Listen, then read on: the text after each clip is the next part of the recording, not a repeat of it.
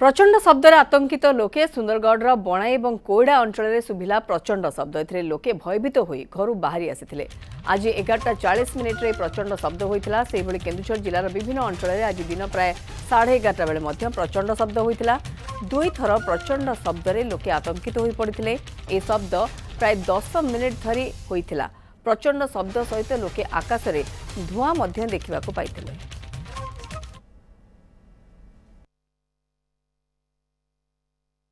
आज दिन 11:30 बेले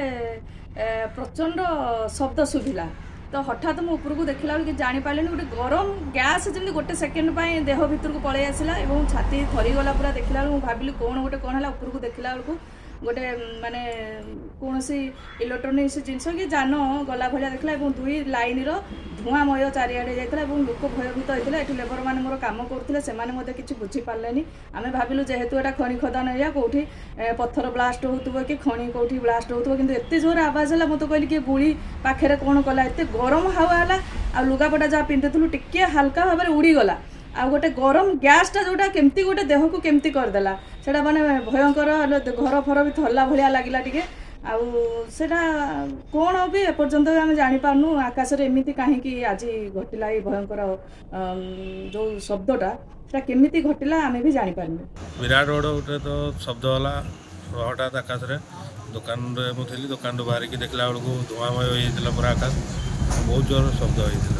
भय लगुच कौन कौन नहीं तो जना पड़नी कि बहुत जोर शब्द होता एवं तो पुणी आकाश को देखला बेलू तो किसी जना पड़नी से धूआं नहीं।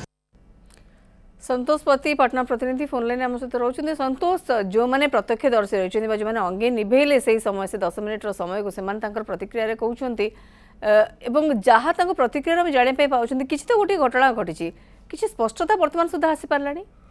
निश्चित भाव देखो बर्तमान कौन बर्तमान स्पष्ट हो भी प्राय दिन 11:30 समय आज प्रचंड शब्द अनुभूत होता है केवल पाटना नुह सारपड़ा माछगढ़ दामाउदा और कि केन्दुझर जिलार विभिन्न अंचल प्रचंड शब्द होता है शब्द पर लोके दुई थर शब्द होगा लोके भयभीत हो घर बाहरी पलि आसते प्रकृत कारण बर्तमान जना पड़न भी लोके शब्द भयभीत अच्छा किसी समय आकाश धूआंमय होता जहाद्वारा लोके भयभीत अच्छा लोके शब्द शुणी घर बाहरी पलि आसते जीवन विकल में कि प्रकृत कारण बर्तमान जना पड़नी अधिक तदंत कले विषय अनेक आलोचना कले जना पड़ घटनार शब्दर कारण कौन। बिल्कुल ये उद्यम निश्चित भाव में हवा कथा कहीं शब्द है 10 मिनिट धरी दुई थर शब्द होती लोक मैंने भयभीत होते किंतु परवर्ती समय आकाश पूरा फर्चा रही ये जो चित्र आप देखिए दुईटी धार में कौन सी जान गला भली गोटे चित्र आंकी होती आकाश में किंतु कौन रही है शब्दर कारण ताहा वर्तमान सुधा भी स्पष्ट हो पारि नहीं।